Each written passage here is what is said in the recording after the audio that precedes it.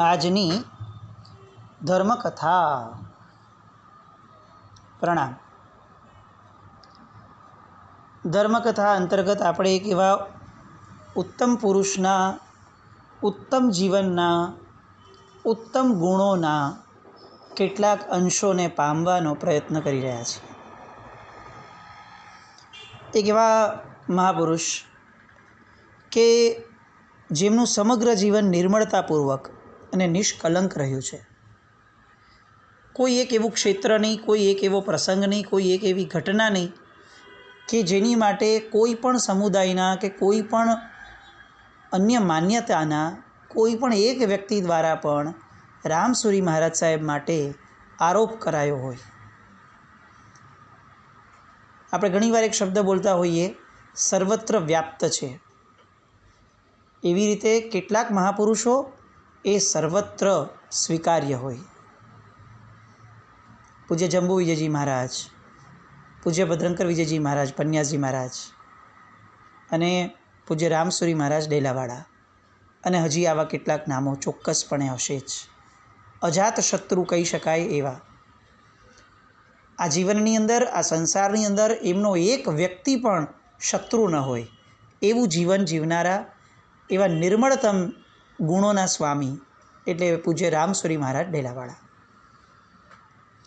સાહેબની અનેક ક્વોલિટીઝમાંની એક ક્વોલિટી હતી કે સાહેબ જીન શાસનના સિદ્ધાંતોના શુદ્ધ પ્રરૂપક હતા. આજે પ્યોર શબ્દ એટલો બધો ઇમ્પ્યોર થઈ ગયો છે કે હવે કોઈ પ્યોર કહે ને તો આપણને એવું લાગે કે એ તો બરાબર છે, પણ ચોખ્ખું હશે?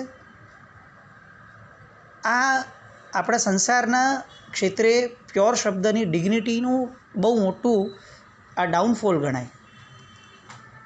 પરંતુ પૂજ્યશ્રીના જીવનની બાબતમાં શુદ્ધિ એવી હતી કે એમની વાચના, એમના પ્રવચનો, એમની પ્રરૂપણાઓ એક લેશ માત્ર પણ ઘાલમેલવાળી ન હોય. પૂજ્યશ્રી પોતે છેદ સૂત્રના એટલા જબરદસ્ત જ્ઞાતા હતા કે જીન શાસનનો વ્યવહાર અને નિશ્ચય જે છે એ એમનો એમાં ગજબની ગ્રીપ એમની. છેદ ગ્રંથોના અભ્યાસમાં એટલો ઝીણવટભરો અભ્યાસ, ઉપસર્ગ અને અપવાદના એ પ્રખર જાણકાર, સામાચારી, સિદ્ધાંતો આદિને લગતી જેટલી પણ સમસ્યાઓ ઊભી થાય કોઈ પણ સમુદાયમાં, સાહેબ જ્યાં સુધી જીવંત રહ્યા ત્યાં સુધી દરેક કોઈ પણ સમુદાયના મહાત્મા સામાચારીને લગતું, છેદ ગ્રંથને લગતું, વ્યવહાર નિશ્ચયને લગતું કોઈ પણ મૂંઝવનારું કોઈ પણ ઘટનાક્રમનો ભાગ હોય, તત્વ હોય તો સાહેબનો અભિપ્રાય મંગાવે જ, અને પૂજ્યશ્રી જે ઉકેલ આપે એ લગભગ સર્વેને માન્ય રહેતો. એ સમયે તો બહુ મોટી આશા પણ લોકોને જન્મી હતી કે પૂજ્યશ્રી તપાગચ્છાધિરાજ થયા છે તો તપાગચ્છનો જે પરમ અભ્યુદય આપણી દૃષ્ટિએ હોવો જોઈએ અને થાય એવી જે આખી મંગળ ભાવના સૌના મનમાં રમતી હતી અને રમે છે, એ પૂજ્યશ્રીની નિશ્રામાં શક્ય બની ગયું હોત તો એવું લાગે કે કદાચ શક્ય બની હોત. બધા એક થાય, બધા એક છત નીચે આવે, બધા ભલે પોતપોતાનું ઘર સંભાળે પણ સંપીને રહે. આવી જ આખી ભાવનાઓ આપણે ત્યાં સર્વ સમુદાયો માટે રમાતી હતી. એ બધી ભાવનાઓને કદાચ કોઈ સફળ કરી શક્યું હોત તો બી સાહેબજી હોત. પરંતુ આ કદાચ આપણા બધાના ભાગ્યની કચાશ. પરંતુ સાહેબની બાબતની અંદર, એમની આદેયતાની બાબતની અંદર કોઈને લેશ માત્ર પણ શંકા ન હતી. કારણ કે સાહેબનું કોઈ પણ વચન જે હોય એ પરંપરાની જાળવણી કરતું જ હોય અને શાસ્ત્ર સાપેક્ષ જ હોય.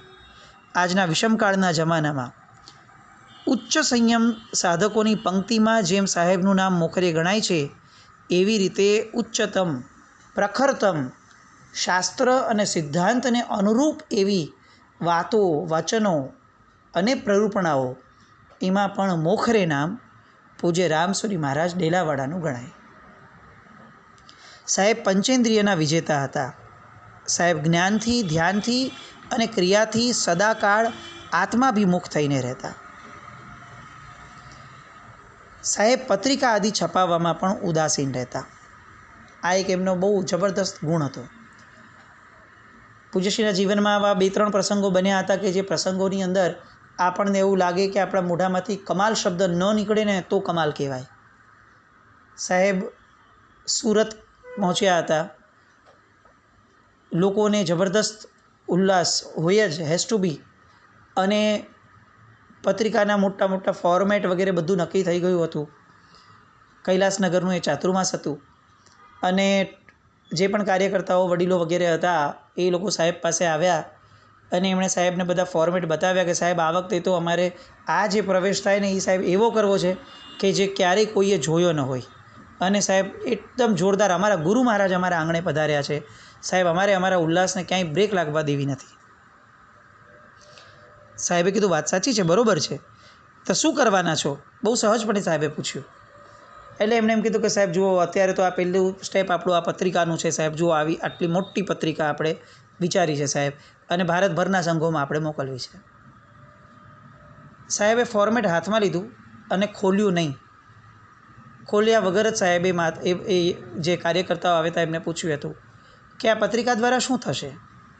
સાહેબ, બધાને ખબર પડશે. ખબર પાડ્યા પછી શું થશે? સાહેબ, લોકોને આવવું હોય તો એ લોકોને ખબર પડે. પત્રિકા વગર લોકોને ખબર નહીં પડી શકે કે આપણે આવીએ છીએ.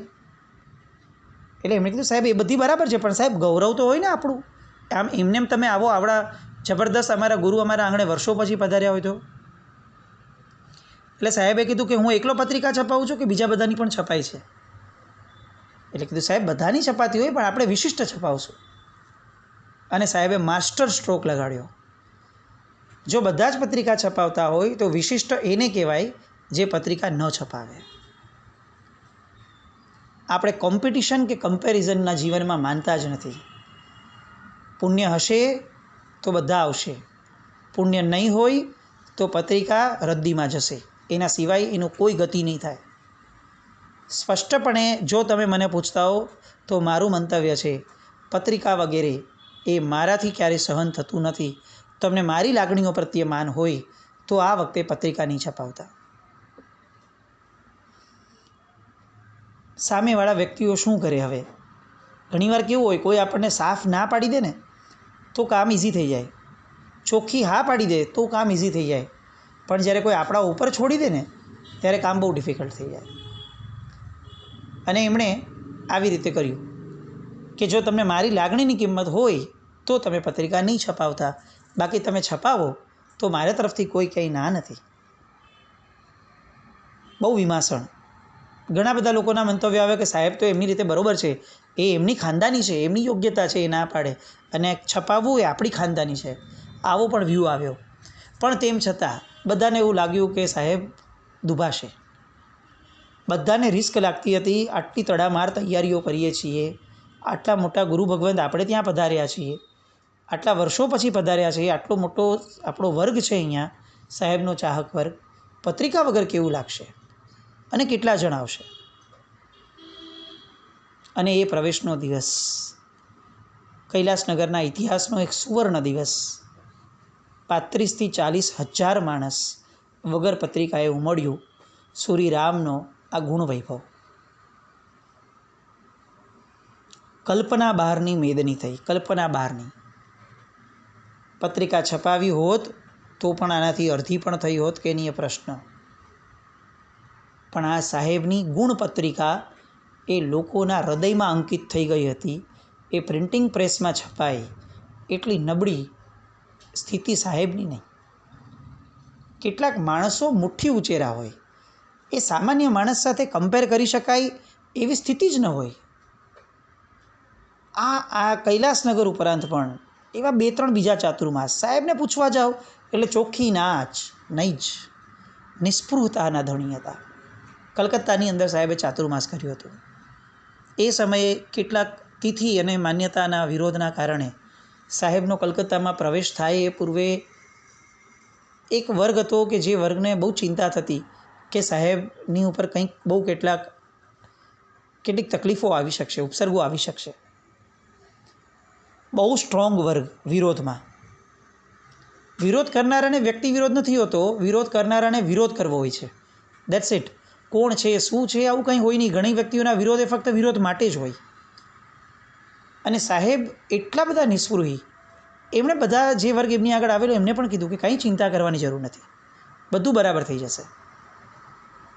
અને સાહેબે ધરાર કેટલાક જણની ના હોવા છતાં સાહેબે પ્રવેશ કર્યો, બહુ પ્રેમથી પ્રવેશ કર્યો. ધીરે ધીરે એમની વાચનાઓ શરૂ થતી ગઈ. વર્ગને લાગવા લાગ્યું કે આ આવા ખપી મહાત્મા, એમના મોઢામાંથી નીકળતો શબ્દ એ મંત્ર ગણાય, અને આ તો શબ્દની આખી વણઝાર મળે છે પ્રવચનમાં, એટલે વ્યાખ્યાન કેવી રીતે ચૂકાય. અને એ પ્રવચનના યોગની અંદર અઢળક માણસ આવવા લાગ્યો. આ ચાતુર્માસ કેવું રહ્યું, એની અંદર શું થયું, એ ખાલી 3 કે 2 પોઈન્ટ કહું ને એના પરથી આપણને એમ લાગે કે કેવું હશે, આપણે પોતે સમજી લઈએ. નંબર 1, સાહેબે ઉપરી બીજું ચાતુર્માસ ત્યાં કરવું પડ્યું હતું, એટલી સ્ટ્રોંગ વિનંતી એ સંઘની થઈ અને સાહેબે કર્યું. અને નંબર 2, સાહેબ જ્યારે કલકત્તાથી એ સંઘમાંથી વિહાર કરીને ગયા ત્યારે કમસે કમ 2500 માણસ સાહેબને 7 કિલોમીટર સુધી ચાલી અને વળાવવા આવ્યું હતું. કયા ચાતુર્માસ આપણે આવા જોયા, કયા ચાતુર્માસ આપણે આવા કર્યા કે એટલો બધો સદભાવ થાય. 2500+ જેટલું માણસ કલકત્તા જેવા ક્ષેત્રમાં, સુરત હોય, મુંબઈ હોય, સમજી શકાય, કલકત્તા જેવા ક્ષેત્રમાં, એ પણ સાહેબનો શરૂઆતનો સમય, એકદમ આમ મધ્યાહને તો સાહેબ હતા, આ એની પૂર્વેનો સમય. અને જે સૂર્ય વગર મધ્યાહને આટલો તપ્યો હતો, એ જ્યારે મધ્યાહન પર હશે ત્યારે તો એ કેવા તપ્યા હશે, એમના પુણ્ય, એમના સામ્રાજ્ય, એ આપણી કલ્પના બહારનું છે. એમની એક એક વાત સાંભળી અને મોઢામાંથી સહજપણે નીકળી જાય, નમન છે, નમન છે સૂરીરામ મારા. સંવત 2030-31 સમેત શિખરજીની યાત્રા કરવા ગયા. સાહેબને એક નિયમ હતો, પ્રભુ ભક્તિની પરાકાષ્ઠા સાહેબ હતા. 90+ જેવું જીવન જીવ્યા સાહેબ. સાહેબે એમના જીવનની અંદર, જિનાલયની અંદર ક્યારેય પણ ભગવાન સામે ખુરશી વાપરી નથી.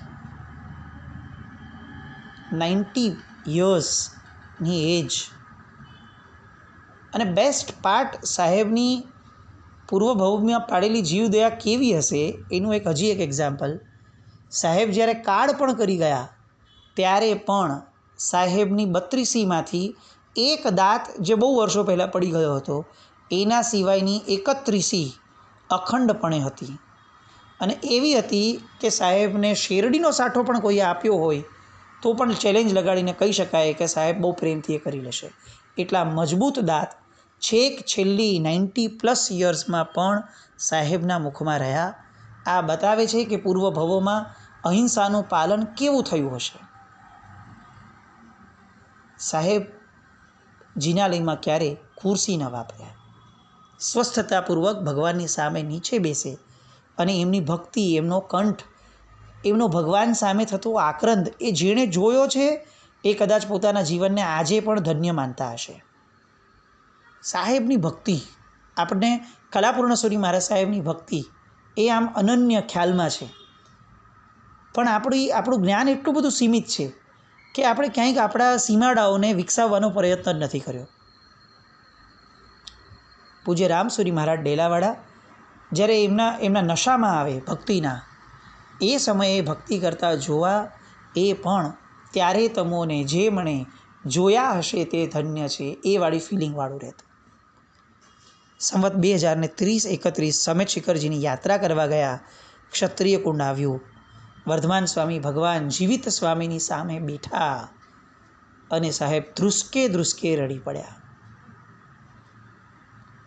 આપણે કલ્પના કરીએ 50+ યર્સનો એક વ્યક્તિ, એની આંખમાંથી પાણી પડાવવા હોય ને તો પણ મુશ્કેલ. પુરુષની આંખમાંથી પાણી બહુ રેરલી પડે, અને સાવ બાળકની જેમ ધ્રુસકે રડી પડ્યા.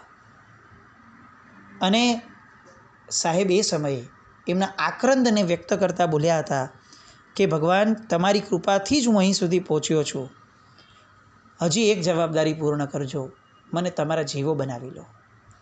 અને એ જે વિયોગ અને એ જે વિરહ સાહેબે એ સમયે અનુભવ્યો હતો, ખૂબ રડ્યા, બહાર નીકળતા હતા.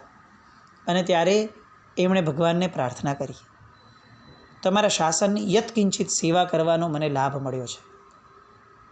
હે ચરમ તીર્થપતિ આસન્ન ઉપકારી વર્ધમાન સ્વામી ભગવાન, તમારા શાસનને એક રાખી શકું, બસ આટલી મારી પર મહેર કરજો. તપાગચ્છાધિરાજ કેમ કહેવાયા, જીન શાસનના રાજા કેમ કહેવાયા, આ એના આવા જ્વલંત ઉદાહરણો છે કે સાહેબના જીવનની અંદર શાસનની એકતા એ એટલી બધી પ્રાયોરિટીમાં રહેતી કે એની માટે એ પોતાની આખીને આખી ભક્તિ દાવ પર લગાડી દેતા. સાહેબના જીવનનું ગુરુ પારતંત્ર્ય એવું, સાહેબના જીવનની અંદર અલિપ્તતા એવી, સાહેબનું હૃદય નિખાલસ એવું, એટલું નિખાલસ, ક્યારેય એમના જીવનમાં કોઈ એક દોષ જોવા જ ન મળ્યો હોય, તો એ હતો માયા.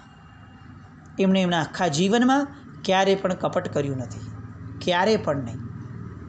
કોઈ આજે પણ એમના વિરોધીઓ પણ ક્યારેય એમના મોઢામાંથી એવું નહીં બોલી શકે કે એમના જીવનમાં એમણે કપટ કર્યું હતું. આ બતાવે છે કે સાહેબનું નિખાલસ હૃદય એ એની અપ્રતિમ કક્ષાએ હતું. સાહેબનો ગુણાનુરાગ અવ્વલ દરજ્જાનો, અવ્વલ. સાહેબની એક બે વાતો આપણે સાંભળીએ ને તો વગર પાણીએ ડૂબી મરવા જેવું આપણને લાગે એવી વાતો. સાહેબ 90 વર્ષના પણ હતા ત્યારે પણ કોઈ સાધ્વીજી ભગવંત એમને વંદન કરવા આવ્યા હોય તો 90 વર્ષના તપાગચ્છાધિરાજ આચાર્ય ભગવંત, અનેક શિષ્યોના ગુરુ અને હજારો લાખો ભક્તોના સ્વામી એવા એ આચાર્ય ભગવંત એક દિવસના દીક્ષિત એવા સાધ્વીજી ભગવંત પણ વંદન કરવા આવ્યા હોય તો હાથ જોડી અને મથ્થહેણ વંદામી કહેતા. સાહેબની લઘુતા, સાહેબનો ગુણાનુરાગ. બીજો એક પાઠ આપણે ખરેખર શીખવા જેવી વસ્તુ, સાહેબ એમના આખા જીવનની અંદર ક્યારેય પણ સાધ્વીજી ભગવંતો માટે સાધ્વી શબ્દ નથી બોલ્યા. આપણે કલ્પના કરીએ આપણા જીવનમાં કેટલી વાર આપણે આ તોછડાઈ ભર્યો શબ્દ વાપર્યો છે, સાધ્વીઓ આવ્યા છે. આ સાધ્વી કોના છે?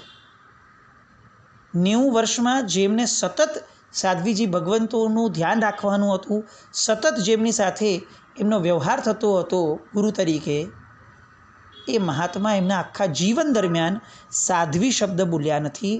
સાધ્વીજી પોતે પણ સાધ્વીજી બોલ્યા.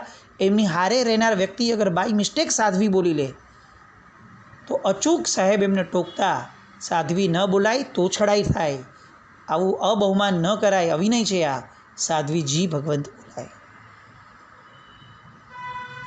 શ્રાવક શ્રાવિકા, આ ગુણની તો કઈ રીતે પ્રશંસા કરવી એ પણ મને નથી સમજાતું. શ્રાવક શ્રાવિકા માટે કોઈ વ્યક્તિ આવીને એમ કે ને સાહેબ એ લોકોએ આવું કર્યું હતું. હવે કેટલું સિમ્પલ છે, આજે આપણા બધા માટે તો આ શબ્દ કેટલો કોમન છે કે એ લોકોએ આવું કર્યું હતું. ત્યારે અચૂક સાહેબ એને એમ કહેતા કે લોકો ન બોલો, શ્રાવક શ્રાવિકા કે મહાત્માઓ કહો, કારણ કે આ ગુણિયલ આત્માઓ છે, લોકોત્તર શાસનને પામેલા છે, એને લોકો ન કહેવાય. લોકો એને કહેવાય જે લૌકિકતામાં રાચતા હોય. આ લોકો નથી, આ લોકોત્તર શાસનને ભરેલા છે, ગુણિયલ છે, મહાત્માઓ છે, શ્રાવક છે, શ્રાવિકાઓ છે. આ બધાને જોઈને મસ્તક ઝૂકવું જોઈએ, એમને લોકો કહી અને ઉતારી ન પડાય. સાહેબના શું દૃષ્ટિકોણ હતા, શું એમની એક એક વસ્તુને જોવાની તાત્વિકતા હતી, વસ્તુની આરપાર જોવાની જે એમનામાં સમ્યક દ્રષ્ટિ હતી. આપણને આપણું જીવન બહુ નાલિશી ભર્યું લાગે, બહુ જ નાલિશી ભર્યું. ઇનફેક્ટ ઘણીવાર સાહેબના જીવનના પ્રસંગો સાંભળીને એમ લાગે કે સાલા આપણે આખી જિંદગીમાં કર્યું શું? એક નાનકડો ગુણ પણ આપણે એવો કેળવી શક્યા કે જે ગુણ ગાઈ શકાય કોઈના દ્વારા બી, ચાલો ને. પણ આ સાહેબની ગજબનાક ઊંચાઈ હતી કે જે ઊંચાઈને પામવામાં સાહેબ ક્યાંય કચાશ રાખીને જીવ્યા ન હતા. સાહેબના જીવનનું સ્થિરીકરણ, પોતાનું અને પોતાના આશ્રિતોનું કરાવવાનું, એ બેવમાં સાહેબ જબરદસ્ત નિપુણ હતા. કોઈને પણ મનદુખ થયું હોય તો સાહેબ બહુ સરસ રીતે એમને મનાવી શકતા, એમને કુનેહથી સમજાવી શકતા હતા. કોઈના પણ મનમાં શિથિલતાનો ભાવ પ્રવેશ્યો હોય તો સાહેબ એને પ્રેરણા કરી અને એને પાનો ચડાવી શકતા હતા, એના સંયમ જીવનમાં જોશ ભરી શકતા હતા અને કેટલાય સમુદાયના કેટલાય આત્માઓને પોતાના સંયમમાં સ્થિર કરાવવાનો લાભ સાહેબે અનેક વાર લીધો છે. એની તો કોઈ યશોગાથા ગાઈ શકાય એવું પણ નથી. કયા ગુણને વર્ણવવા, કયા ગુણ પર અટકવું, કારણ કે સાહેબ અસ્ખલિત પ્રવાહમાં અનહદ એવા ગુણોના સ્વામી હતા. આપણી બોલવાની હદ આવે છે, સાહેબની ગુણિયલ જીવન જીવવાની કોઈ હદ ન હતી અને એવા અનહદ મહાપુરુષને એક જ શબ્દથી વધાવી શકાય, નમન છે, નમન છે સૂરીરામ મારા. જેના વિરુદ્ધ કંઈ પણ બોલાયું હોય તો મિચ્છામિ દુક્કડમ, જૈનમ જયતિ શાસનમ.